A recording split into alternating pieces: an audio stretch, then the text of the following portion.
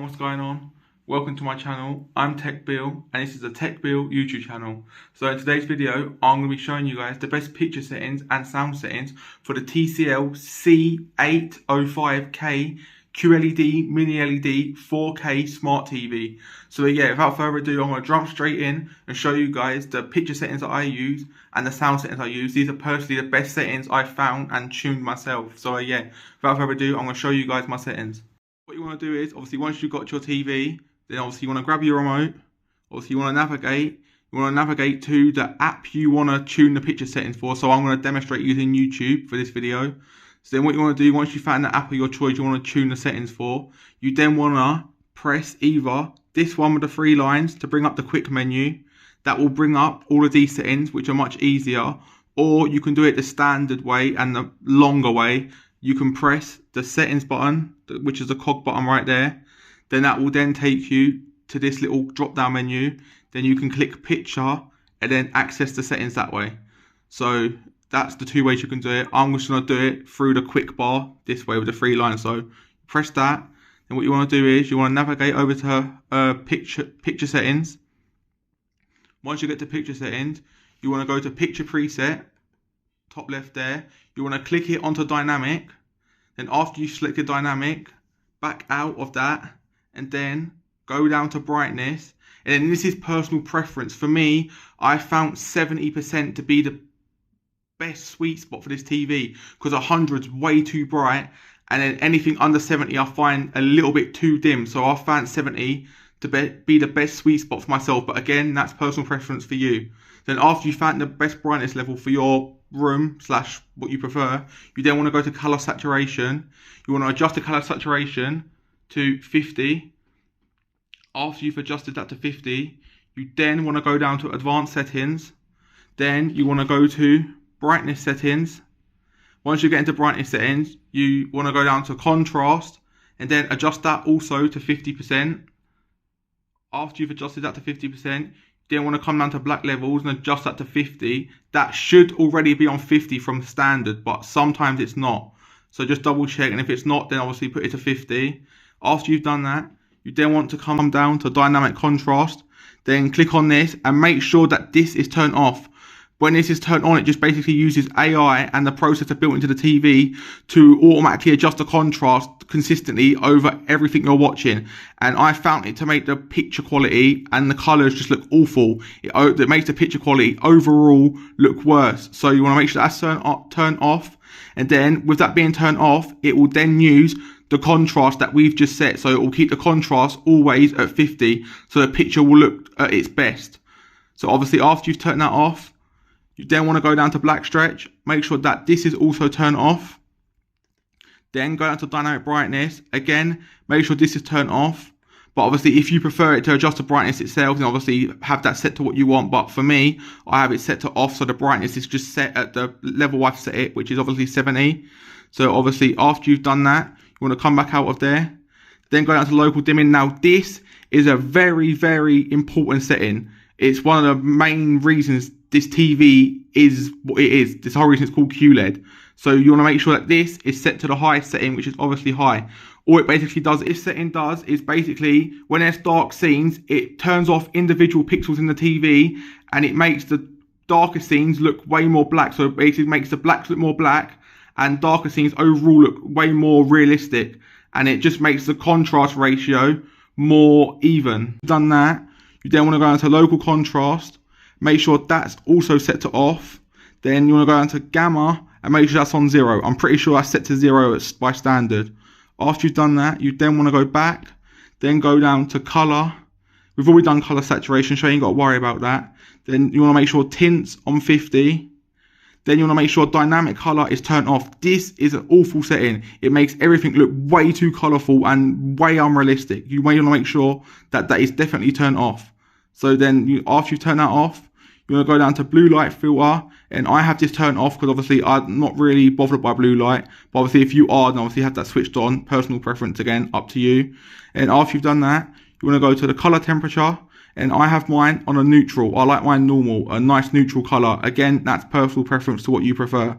Then after you've done that, you want to go back again, then go to clarity, And then here, you want to set the sharpness to 30. You don't really want to go over 30, as anything over 30 looks way too sharp. Anything below it looks way too smudged and blurred. I find 30 to be the perfect sweet spot. Again, personal preference, but for me, I find that to be the best for this TV. Then next, you want to turn digital noise reduction off, and gradation clear also turn off. Make sure them three are all set to off. And then for that, just click back again, as that's all the settings for that. Go down to motion next. After you come here, make sure motion clarity is turned on.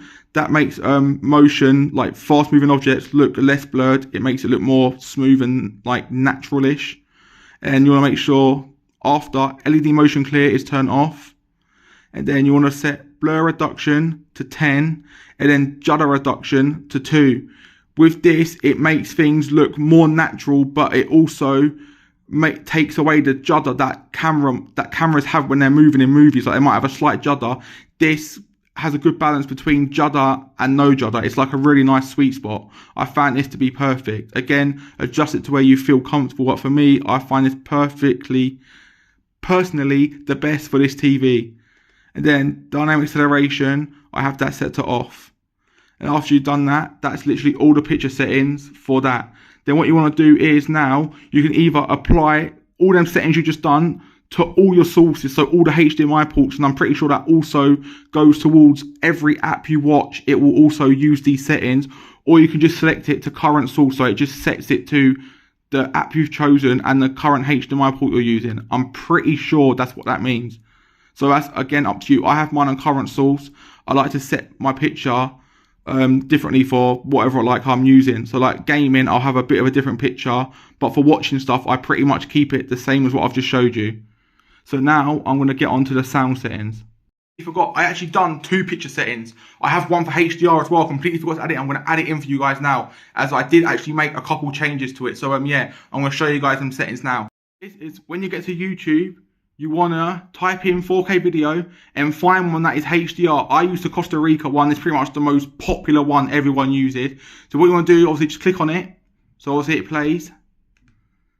I'll turn the volume down a little bit. And when you get that HDR 10 thing come up, what you want to do is just pause the video. And then again, you want to either press the cog button, which is there, or the quick bar menu like I showed you. I'll do the quick bar again. Then you want to go to picture settings again. And then you want to go into advanced settings this time, and then you want to go to brightness settings, and then here, as you can see, I think it automatically changes itself, but if it doesn't, then they should both be on 100. Contrast and brightness should be on 100. Black level on 50. Dynamic contrast automatically turns itself on to high. So yeah, dynamic contrast is now on. You want that actually on this time for HDR. It should be on high, if not set it to high. You want black stretch still left off. And then here, you get a new setting called dynamic tone mapping. Here, you want to click on it and you want to set it. It depends on what you want. Me personally, I prefer the brightness priority, as I find detail priority to be a bit too overdone, and it also dims down the picture a bit, obviously, to retain the detail. But for me, I put it on brightness and it still looks really, really good. So I prefer brightness over the detail. So obviously set that to what you prefer, but me, brightness priority is what I've chosen. Local dimming again should be on high, local contrast off, and obviously gamma on 0. And then color, obviously 50, 50. Then dynamic color, obviously you want turn off still. Blue light filter again, personal preference. And then for my color temperature, I've adjusted mine to neutral again, because it, as standard, will be on warm, I think. So I adjusted mine back down to normal, which is obviously neutral, same thing. After you've done that, you want to go to clarity. Then for this, you actually want the sharpness on 50. You want it on 50. Again, play around with what you feel. But for HDR, I find 50 to be the better option this time. I know I'm like going back on myself what I said at the start, but it's different for HDR. So you want that on 50. Again, just play around till you find your sweet spot. But again, for me, 50 is the best. Oh, let me get the menu back up. I forgot it turns itself off. Let me go back into the settings quickly for you guys. Advanced settings. Where was I on? Here we go. And you still want, there we go. You want digital noise reduction off still. Noise reduction off. Gradation clear off. And then that's that for them settings. Then motion, you want the same settings again. You want motion clarity on. Then blur reduction 10. And you want to turn this down. I'll do it literally right here live for you guys. I'll literally turn it down to 2 for this, like we did before with the other settings. You want to put that down to 2, then dynamic acceleration, leave that off, and then yeah, that's the HDR settings this time. Hopefully that will make your content look better, and I'll give you guys a little demonstration now. Again, it's not going to look the best, obviously it's for a phone camera. Get that off the screen, there we go. I'll sit back how I normally would so you guys can get a decent angle. Oh, let me zoom back out for you guys. There we go. It looks a bit more brighter in person. Obviously my camera is dimming it down a little bit, obviously, so it doesn't overexpose.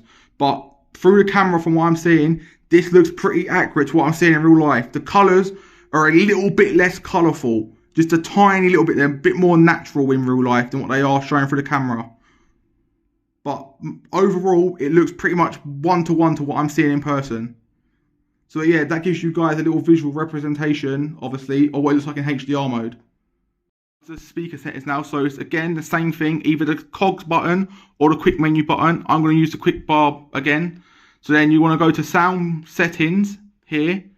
And then I have 2 settings. I have one for listening to music and one for watching my stuff. I'm going to show you guys the one for watching just like shows and TV and that. So what you want to do is you want to go to sound preset. You want to set the sound preset to movie. After you set that to movie, you then want to go back out of that, then go to surround sound virtualizer, and then you want to set this to medium, and then you want to set bass enhancer to low, and then dialogue enhancer off, and then definition off. After you've done that, you then want to go back and then go to audio processing, make sure that's set to auto, then it will automatically switch between Dolby Atmos, DTSX, and I think there's one more, I'm not too sure. Oh, that's it, auto, that's the other mode, that's what I meant, it was auto, there's only 3, okay, cool. So then advanced settings, you want to set the TV placement to either stand or wall, however you've got it mounted. Me, I've got it on a TV stand, so I have the TV placement set to stand. Obviously, you want to keep balance at 0, so the speakers are balanced on left and right, so they're both sound the exact same. And you want to make sure auto volume controls off. Then you want to make sure digital audio out is at PCM. You ain't got to worry about digital out, audio out. You only got to worry about that if you plug in a soundbar. Then obviously you'll be able to change them settings. So after you've done the other settings, you just want to back out of that. And then, yeah, that's the sound settings. Genuinely, these TV speakers sound so... I found a Dolby Atmos tester video on YouTube. It's not going to be the most accurate, obviously, because again, it's playing through YouTube. It has actually got dedicated support for Dolby Atmos, and obviously, phone camera coming into play with, like, obviously, just a single 2-way microphone and that. But it'll give you a sort of a little idea of what the TV is capable of, hopefully. Again, the volume's not even that loud. It's literally on 20. 22.